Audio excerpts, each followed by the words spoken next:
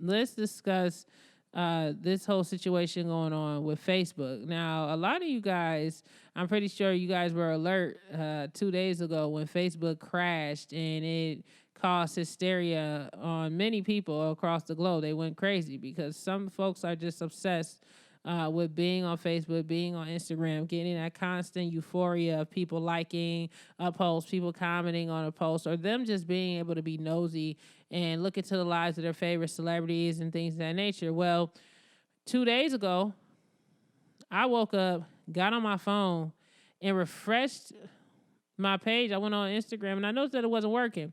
Now, me, you guys, I have more of an older mindset. I'm not too much obsessed with technology. So when it wasn't working, I just like, oh, it's not working. And I went about my day, right? Because I have other things to do. I have a life. I'm a grown woman. So I'm not about to just be sitting here distraught and not knowing what to do just because Facebook has shut down. And this is going to lead to something further that I want to say to you guys, especially for the influencers that's out there that's trying to build something for themselves. And I just want to share my thoughts on that. But anyway, whole site gets shut down. No one understanding why. People are refreshing, whatever. Of course, you can't see the hysteria because the site is shut down. So I'm pretty sure it's people in their houses, in their rooms, that's like obsessed with Facebook and Instagram, that's losing their mind. Or there's people calling T-Mobile or Sprint or wherever they're for AT&T and stuff, talking about something. Look, do y'all want this money for this bill? I'm sorry for y'all cutting my phone off here. Here's all the money that y'all people are paying their bills and everything else that they wouldn't pay had Facebook and Instagram not shut down. Okay, so they sitting there thinking their phones and stuff is being shut off and they got their internet not working because most of these people, they don't use their cell phones to do research, do anything else. They literally just go on Facebook, go on Instagram, and go to bed, and that's all they eat, breathe, and ish, even through their work day. That's what they do. So people are losing their minds. Come to find out, it was just Facebook and Instagram was down.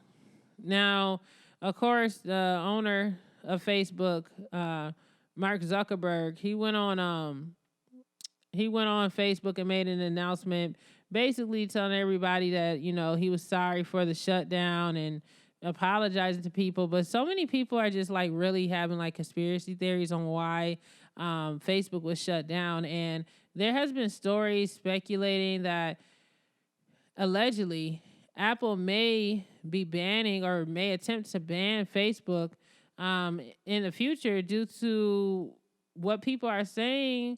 The app has been being used allegedly for sex trafficking, women and children, and all types of stuff.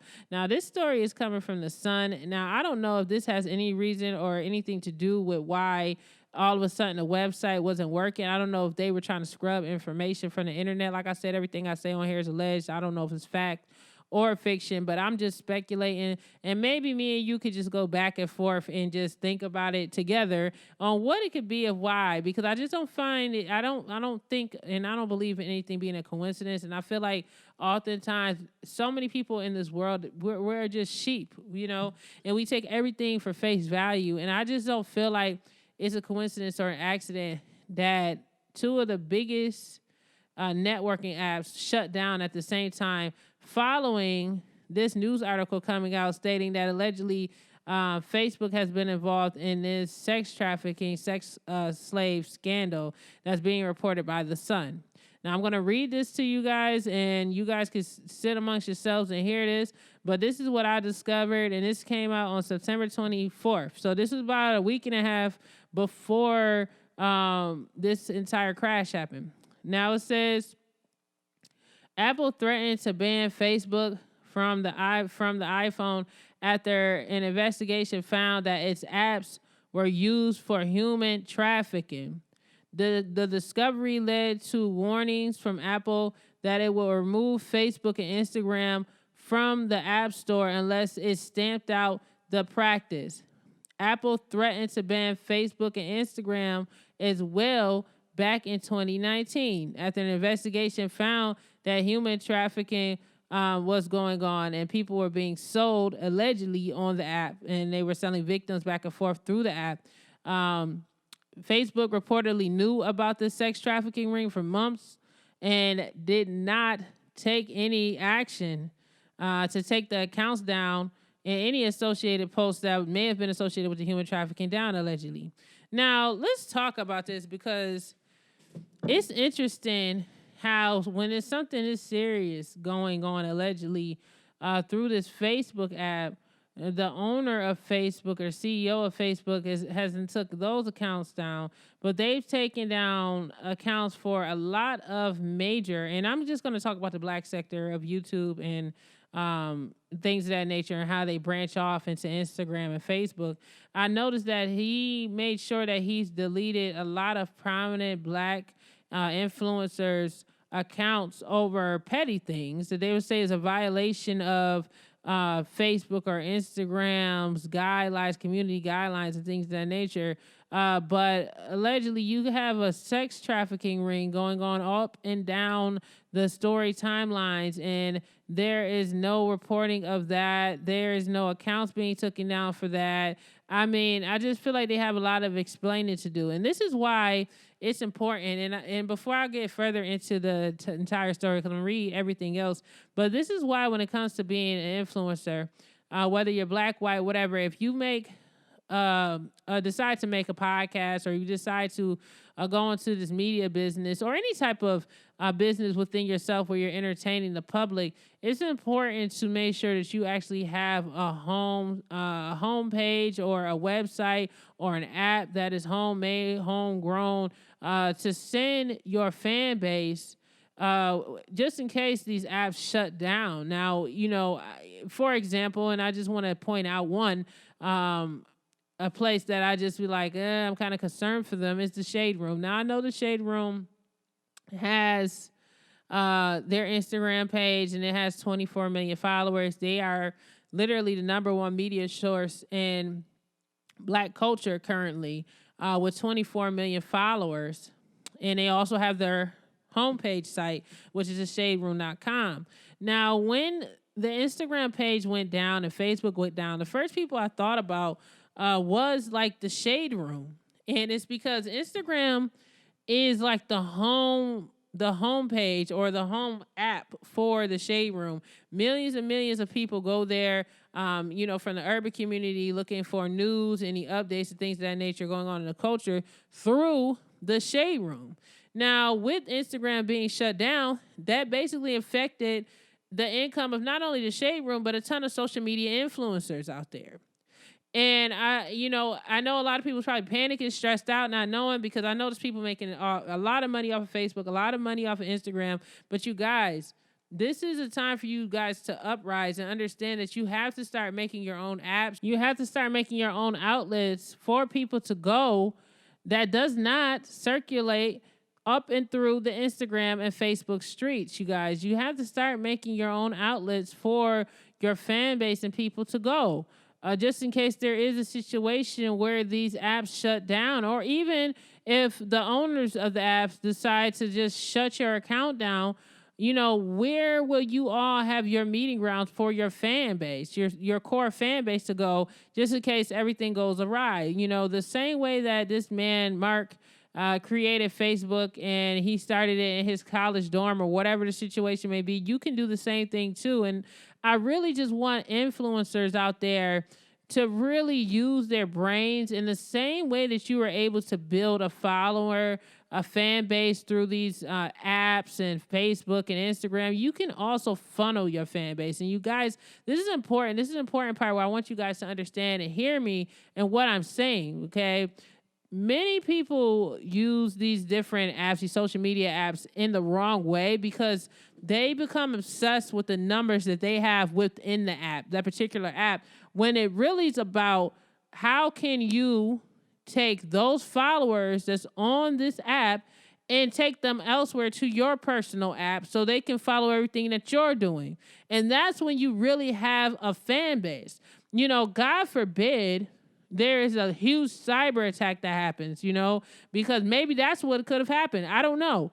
That happens in the future or something, right? And we have outlets like the Shade Room relying solely on Instagram and Facebook to get their word out instead of really trying to convert their audience over to their own personal app, right? And that shuts down everything.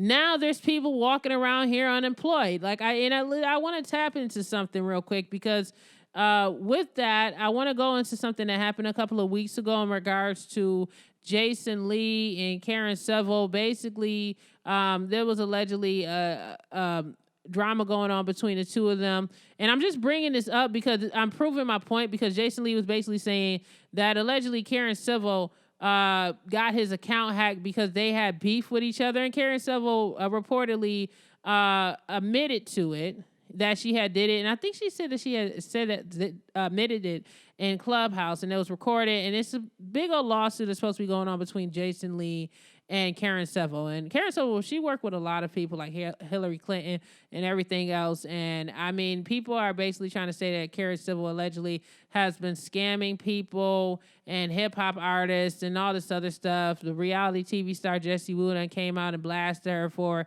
allegedly scamming her. And it's been a lot. Okay, just been a lot. Joyner Lucas, the hip hop artist, came out and was on Clubhouse saying that she scammed, but that's not what this topic is about. I don't want to get lost. What I'm trying to do is make a point. Jason Lee went on Breakfast Club, basically talking about how Karen Seville basically got his account hacked by some kid.